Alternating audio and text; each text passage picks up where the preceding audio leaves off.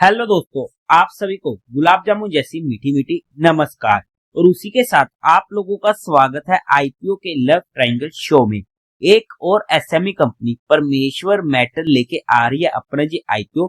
यहाँ पर हम आज इस रिव्यू वीडियो में इस कंपनी का पूरा कच्चा चिट्टा खोलने वाले, बेसिक से लेके एडवांस तक। तो अभी से इस वीडियो को लाइक और चैनल को सब्सक्राइब कर दीजिएगा।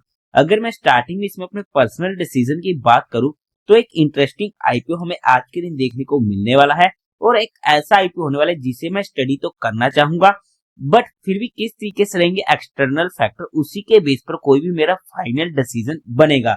बट फिर भी आप लोग एक बार इस वीडियो को देख लीजिएगा, समझ लीजिएगा, फिर अपने रिस्क रिवॉर्ड रेशियो और माइंडसेट के अकॉर्डिंग अपने फाइनेंशियल एडवाइजर से कंसल्ट करके कोई फाइनल एक्शन बनाइएगा। और जो भी मेरा पर्सनल डिसीजन होगा वो मैं आप लोगों को टेलीग्राम चैनल पर अपडेट कर दूंगा, लिंक आपको डिस्क्रिप्शन में मिल जाएगा।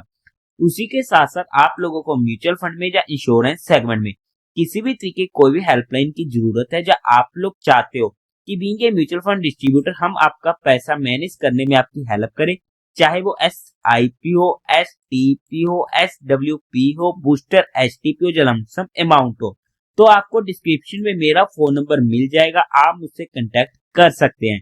और अगर आप हमारे थ्रू SIP खुलवाते हैं तो आपको एक प्राइवेट व्हाट्सएप ग्रुप में ऐड किया जाएगा, जहां पर हम आईपीएस के रिलेटेड एडिशनल इंफॉर्मेशन शेयर करते रहते हैं।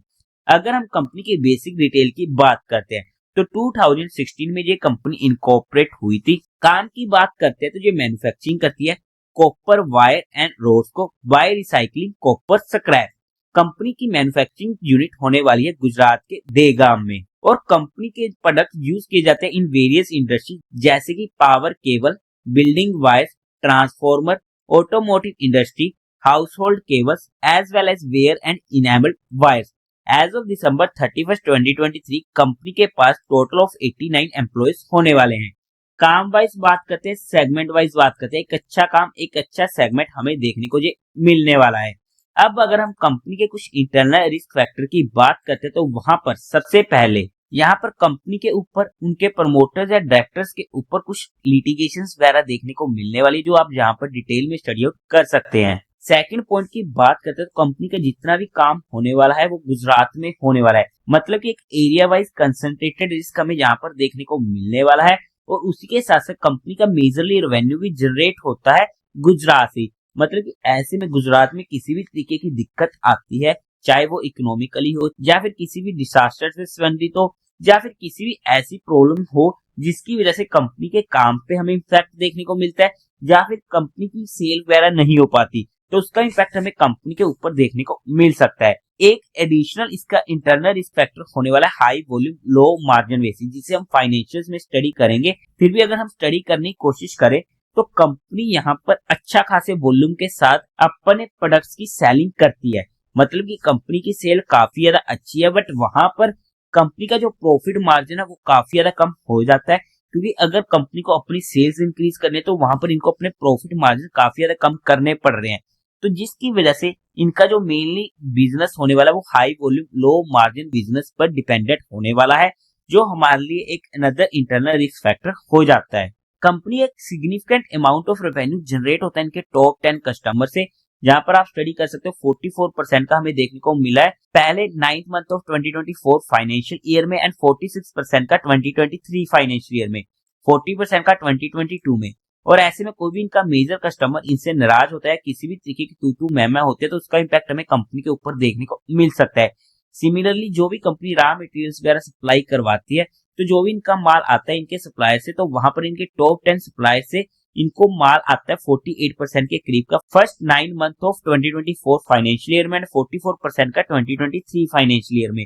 और ऐसे में कोई भी इनका मेजर सप्लायर इनसे नाराज होता है, फिर से किसी भी तरीके की तू मैं होती है, तो उसका इम्पैक्ट हमें कंपनी के ऊपर देखने को मिल सकता है। यहाँ पर कंपनी की जो भी मैन्युफैक्चरिंग फैसिलिटी की कैपेसिटी होने वाली है प्रोडक्ट्स को मैन्युफैक्चर करने में, तो वहां पर उसे प्रॉपरली उसको यूटिलाइज नहीं कर पा रही है। अगर आप एवरेज कैपेसिटी की बात करोगे इन लास्ट 3 ईयर, तो वो हमें 60% की देखने को मिलने वाली है। अगर आप फाइनेंशियल ईयर्स में भी चेक करोगे, फर्स्ट 9 मंथ ऑफ 2024 में 72% की इन्होंने कैपेसिटी यूटिलाइज करी है।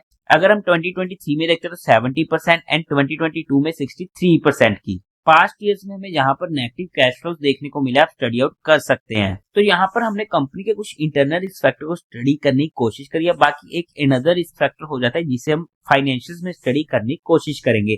अब अगर हम कंपनी के टेंटेटिव टाइम टेबल की बात करते हैं तो ये आईपीओ ओपन होगा 2 जनवरी को, क्लोज होगा 6 जनवरी को, अलॉटमेंट 7 जनवरी की, रिफंड मिलने से आपके अकाउंट में क्रेडिट हो जाएंगे शेयर इफ अलॉटेड 8 जनवरी को, टेंटेटिव लिस्टिंग डेट होने वाली है 9 जनवरी की, face value 10 rupees per share की।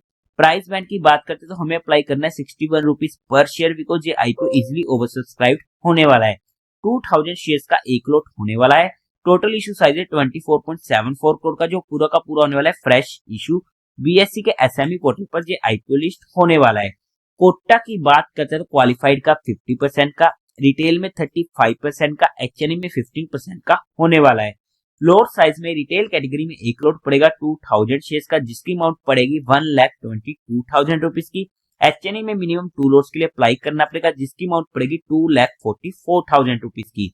अब अगर हम कंपनी के प्रमोटर्स की बात करते हैं तो जहां पर आप लिस्ट स्टडी आउट कर सकते हैं। प्री इश्यू होल्डिंग की 96.33% की, पोस्ट इश्यू रह जाएगी 70.81% की। अब अगर हम कंपनी के मेन मुद्दे की बात करते हैं यानी कंपनी के फाइनेंशियल्स की, तो वहां पर सबसे पहले टोटल एसेट 2022 में था 41 करोड़ का, जो इंक्रीज होते थे फर्स्ट 2 क्वार्टर ऑफ 2025 तक पहुंच चुका है 67 करोड़ का, एक डिसेंट ग्रोइंग रेट होने वाली है। रेवेन्यू 2022 में था 902 करोड़ का, 2023 में 972 करोड़ का, 2024 में 1100 करोड़ का एंड फर्स्ट 2 क्वार्टर में 757 करोड़ का। यहाँ पर आप चेकआउट कर सकते हो कि इनकी सेल काफी ज्यादा अच्छी होने वाली है, मतलब कि कंपनी का हाई वॉल्यूम हमें देखने को मिल रहा है यहाँ पर इनके रेवेन्यू में। बट ग्रोइंग वाइज बात करते हैं तो एक डिसेंट ग्रोइंग रेट हमें देखने को मिलने वाली है।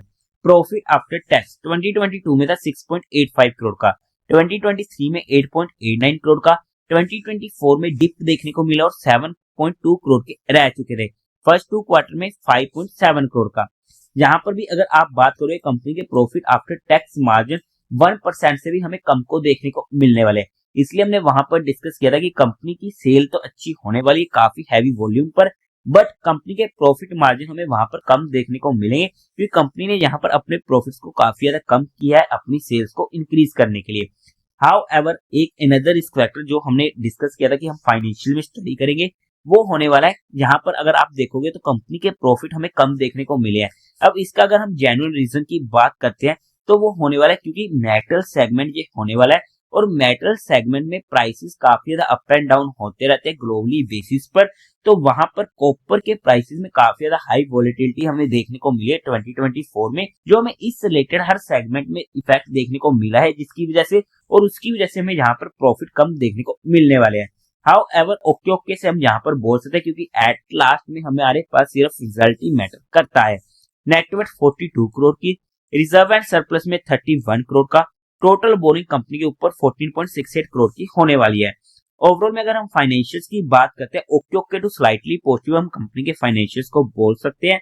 अब अगर हम बात करते हैं कंपनी के ऑब्जेक्टिव की, क्यों आ रहा है जी आईपीओ, तो इनको वहां पर सेटअप करनी है new manufacturing facility at Degam Gujarat में for manufacturing of bunched copper wire and 1.6 mm copper wire rod. Second, इनको फर्नेस रेनोवेशन करनी है for copper melting and third, working capital की requirement and fourth, general corporate purpose. Company को fundamentally check out करने की कोशिश करते तो मार्केट कैपिटलाइजेशन है 93.37 करोड़ की, आरओई 21% का अच्छा है, आरओसी 17% का अच्छा है, डेट टू इक्विटी रेशियो 0.59 का ओके ओके है, रिटर्न ऑन नेटवर्थ 19% का अच्छा है, प्रॉफिट आफ्टर टैक्स मार्जिन 0.66 का, ये हमारे पास सबसे मेजर दिक्कत वाला पॉइंट रहा है, क्योंकि कंपनी के प्रॉफिट आफ्टर टैक्स मार्जिन काफी ज्यादा कम हमें देखने को मिलने वाले हैं। प्राइस टू वैल्यू 1.84 की, ईपीएस प्री आईपीओ 6.42 का, पोस्ट आईपीओ 6.39 का काफी ज्यादा कम है, पी प्री आईपीओ 9.5 की, पोस्ट आईपीओ 9.55 की। ओवरऑल में अगर हम फंडामेंटली बात करते हैं तो अच्छे फंडामेंटल हमें यहाँ पर देखने को मिलने वाले हैं। अब अगर हम बात करते हैं पीयर टू पीयर कंपटीटर्स में, तो वहां पर राजनंदिनी मेटल लिमिटेड जिसका पी है 18.73 का, अपने पीयर कंपटीटर से हमें सस्ती वैल्यूएशन पर ये आते हुए देखने को मिलने वाला है, but however apple to apple comparison नहीं है। बट अगर हम इसकी जीएमपी की बात करते हैं तो आज के टाइम पर 16% का देखने को मिलने वाला है। उम्मीद है कि आने वाले टाइम में हमें यहाँ पर एक अच्छा इंक्रीज देखने को मिल जाए इनके जीएमपी में।